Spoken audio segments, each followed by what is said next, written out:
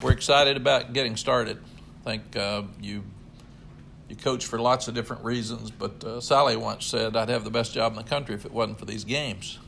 People get upset over the games. Well, you have to have the games, and that's what the guys get excited about, and the coaches get excited about, because you need to see where you are, and you've made some progress. You feel good about guys. You've changed positions. You've looked at what you're going to do and who you're going to get the ball to and who your best blitzers are and all that stuff. But you've been working against your own. So now it's time to put yours out there against somebody else and see how it works. And all of our guys went to coaches' houses this weekend and watched the Miami-Florida game. They watched it together, and they were talking about game plans and things that they could do. And it's very obvious that in opening games, more games are lost than won because it's sloppy. You're tackling sloppy because there's less tackling now in preseason than there was before, because of concussions and lack of depth on your depth charts. There's obviously less live kicking game. You don't have an NFL preseason game, so you're going into a game and you have not been tested in a lot of different areas, and I thought that was obvious with the two games that we saw on Saturday night. I made it till half of Hawaii and Arizona, and then checked it the next morning, but. A lot of turnovers in games, a lot of penalties, a lot of mistakes, and those are things that you try your best not to have in an opening ball game to give yourself a chance to win. We've talked to our guys about this is about now. It's not about my past. It's not about their past. It's about what we do starting on Saturday. And that's a new era, whatever you want to call it, but it's their legacy will be this team this year, and especially the seniors. And that's what we've tried so hard. There's some good seniors on this team, and we're hoping that they leave with a very positive legacy as they get ready to move forward. But like I said, you practice year-round. You practice a lot like Olympians, and just for 12 games. And that's what you do. You get 365 days for 12 days.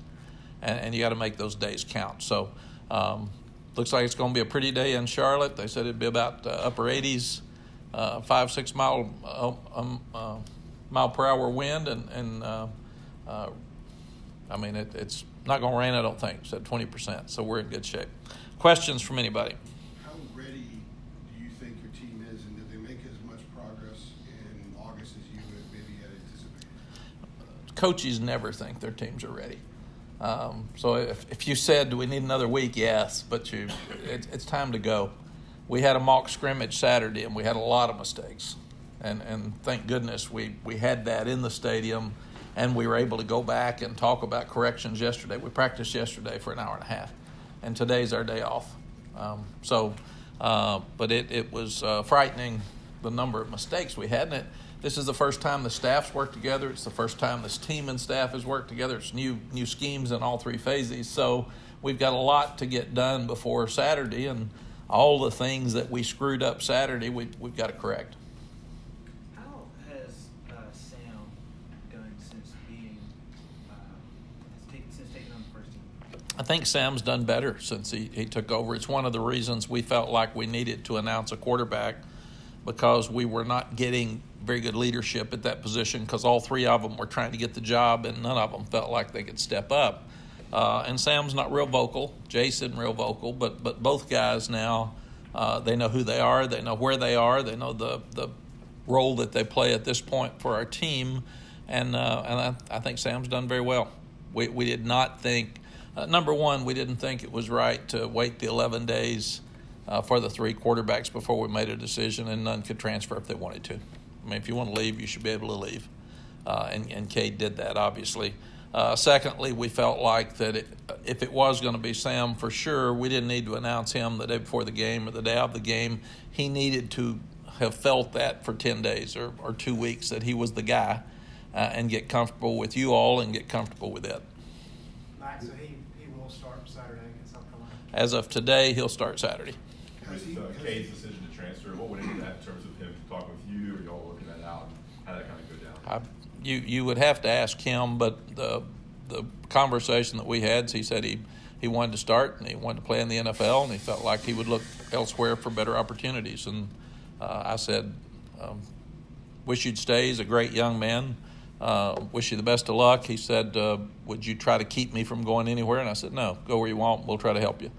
And we've had some calls from different schools and been very, very positive about him with all of them. He's a really good player and a great young man, so we just wish him luck.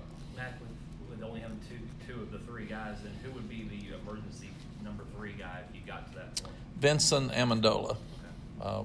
walk-on from Raleigh, would be our third-team quarterback. I walked by Chaz Surratt yesterday, and he looked at me, and I said, yeah, it may be you, brother.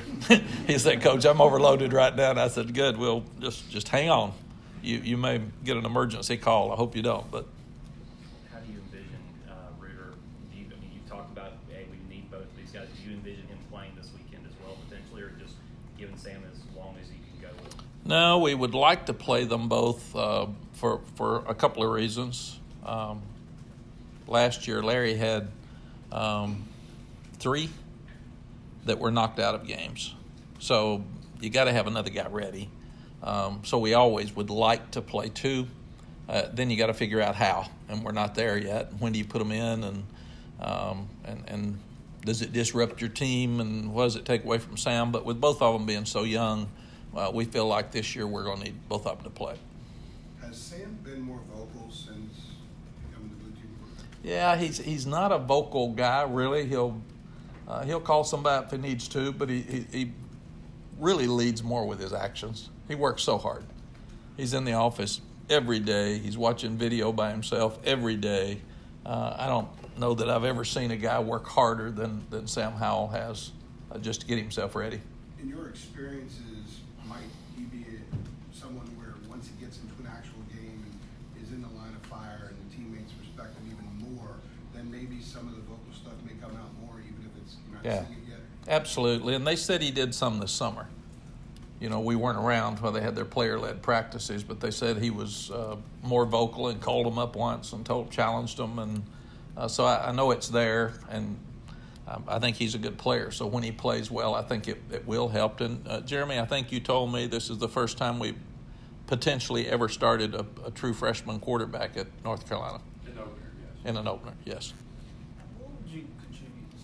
What do you think is the biggest factor to getting through camp without any significant injuries, and how were you all able to do that? Number one, you got to be lucky because you hit every day, and number 2, you at Texas we kept them out in the heat too long and got them too tired, and over time we learned that at 105 degrees it's stupid to leave them out there instead of making them tougher.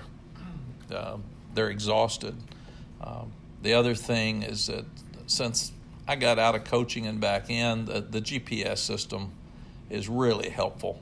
So we can test kids for sickle cell, and we were doing that at Texas, but that has been a huge help.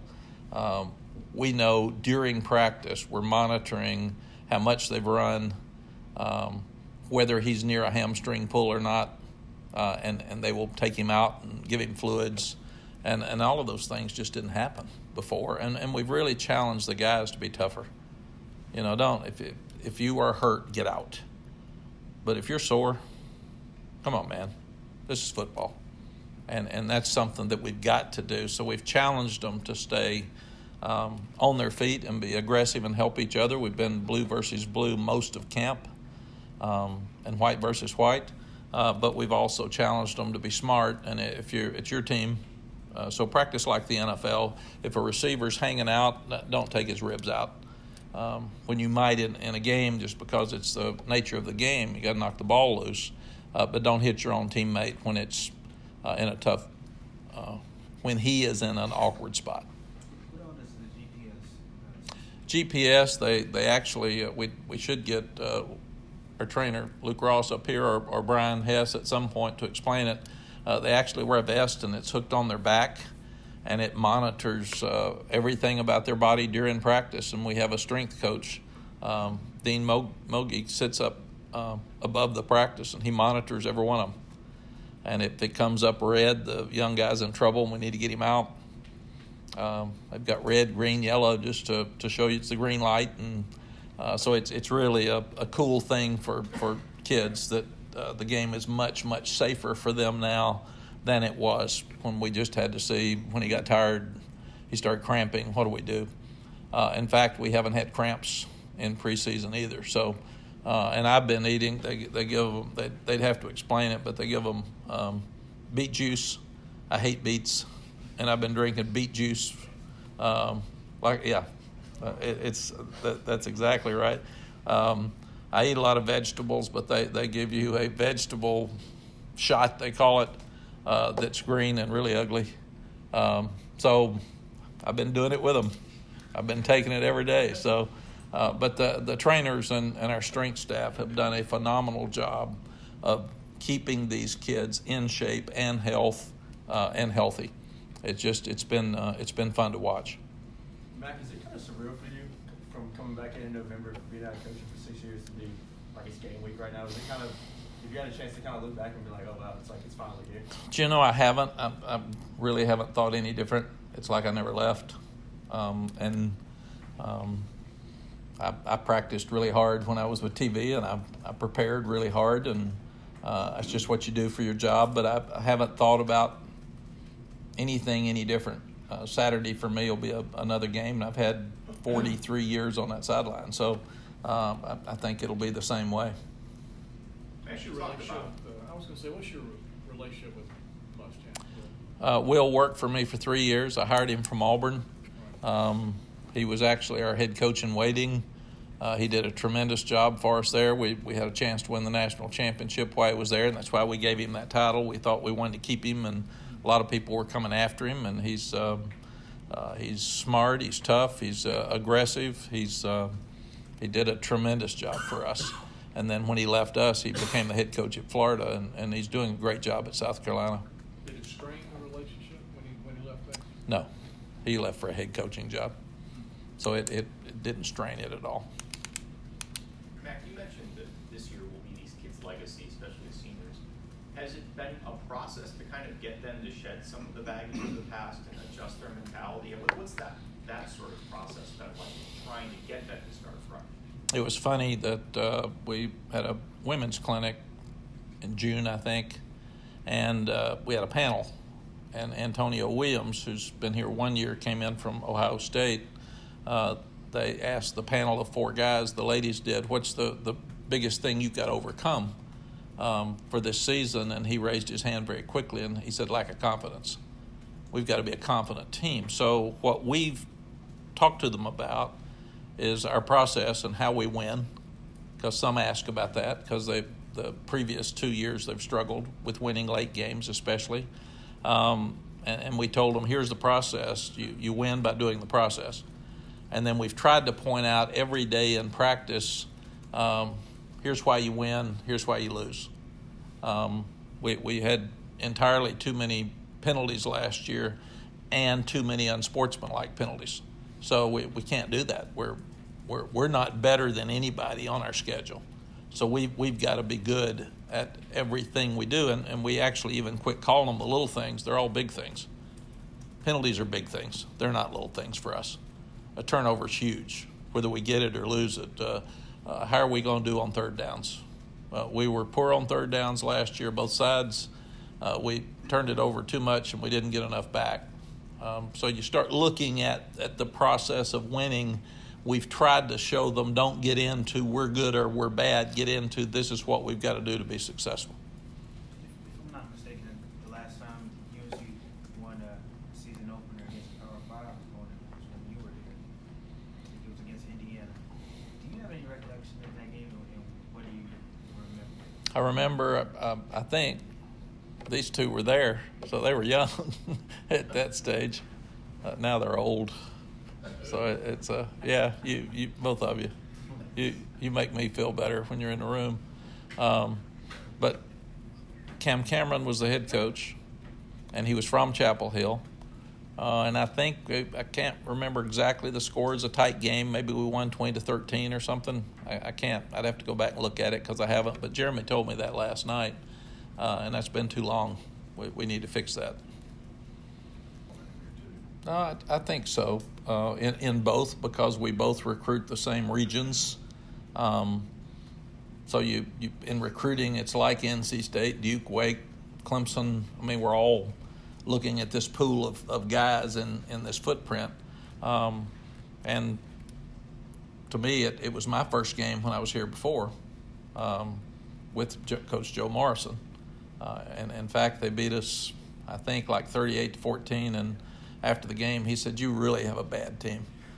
And I said, "Thanks, Coach. I was fully aware of that before we got here, but you just reinforced it." So hopefully Will won't tell me the same thing Saturday after the game.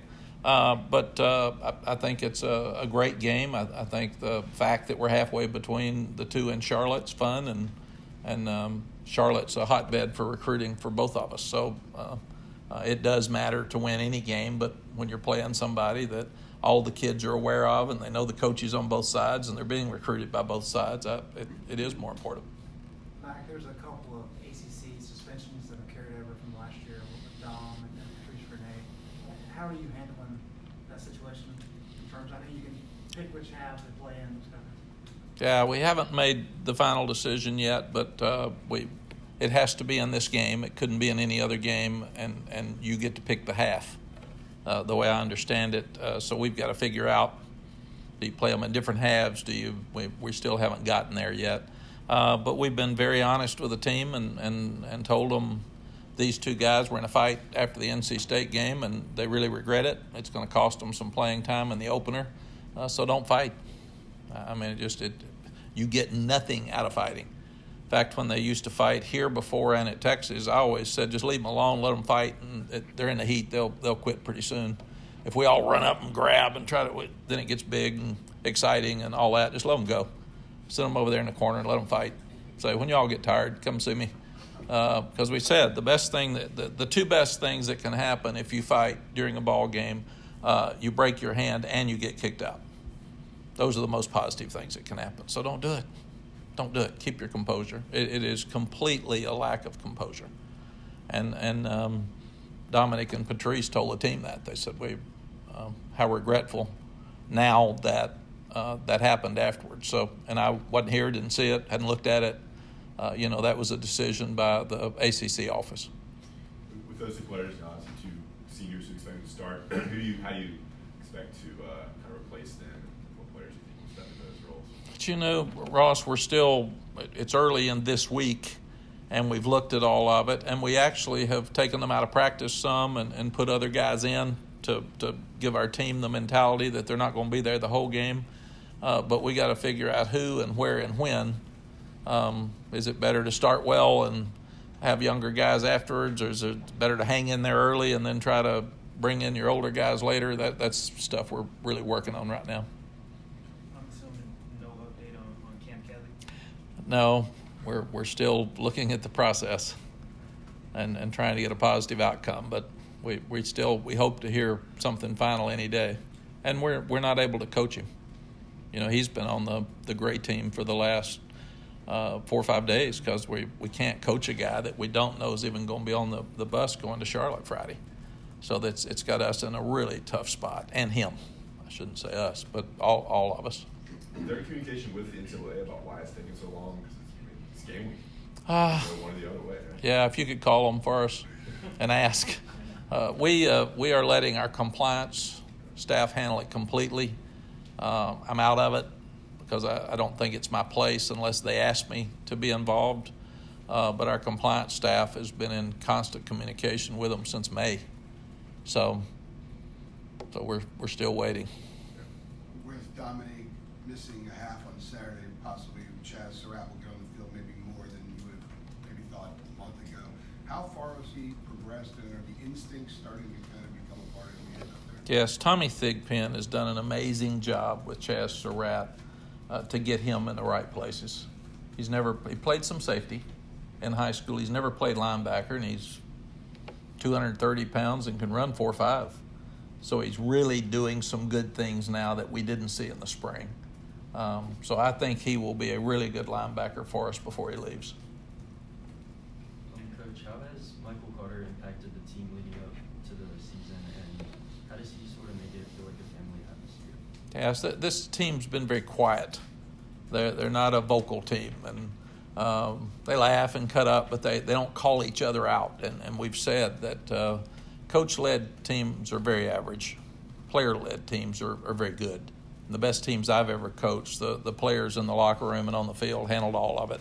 They told them to shut up and do this and act right and play harder, and we're working on that now. We're still not there, and we're going to need that Saturday. There's going to be adversity in any ball games, especially first games. There's more upsets in opening games and bowl games than any other time of the year because there's this span of time where you have less practice live and kicking game live, and that's why those two games are so unpredictable. But you take a guy like Michael, we've challenged him to step up and lead, and Michael's a really good player and maybe a better person. He's very positive and he's very upbeat. He's still not the most vocal guy, so we're trying to get them all to just pick each other up. And our running backs are all good. Antonio Williams has lost weight. He's in much better shape. He's much quicker than he was last year, so I like seeing him play in practice. And but those three guys, they could play about anywhere, and they've got to help us get the other guys stirred up. I don't think there's not a guy who speaks in the offensive line. They don't speak. I mean, Coach Searles does, and he's hoarse yesterday, and he finally said, "Would somebody please start talking? My throat's hurting. I'm tired, so I'm not going to be out there Saturday. So please just do it." But none of them speak. They just don't speak.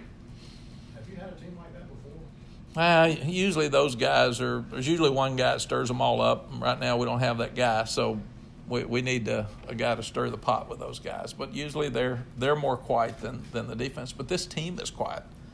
I mean, it's just a team that I think they're probably a little bit of that lack of confidence has been why they've been like this, and now it's time to be aggressive and go. And I told them Saturday, when adversity hits, you get stronger.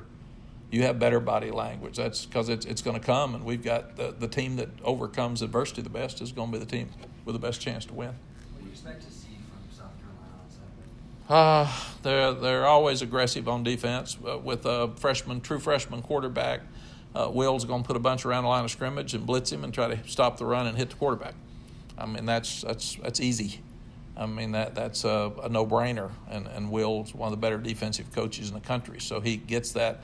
Offensively, I would think they'd try to line up and run the ball against us because they've got the two big backs, both of them 215 and 220 with Feaster coming over. And the transfer portal has changed things that Feaster plays against South Carolina at Clemson in November, December, whenever it was, and now he's going to play against against Clemson for South Carolina this year. It's different than ever before. So, but I think that they've got the really good quarterback.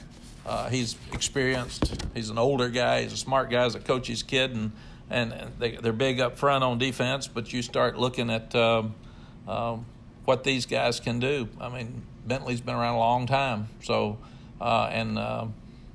there's a huge receiver, Edwards, 89. He's 6'3", 215. He's a guy they're going to go to. So I think they spread them out. They try to run the ball and try to get us in one-on-one situations. And then Bentley's really accurate, so he's going to try to get the ball to his big backs on the edge in the passing game, run it up inside, and then throw to Edwards. Football's not complicated. People are. So we got to figure all that out.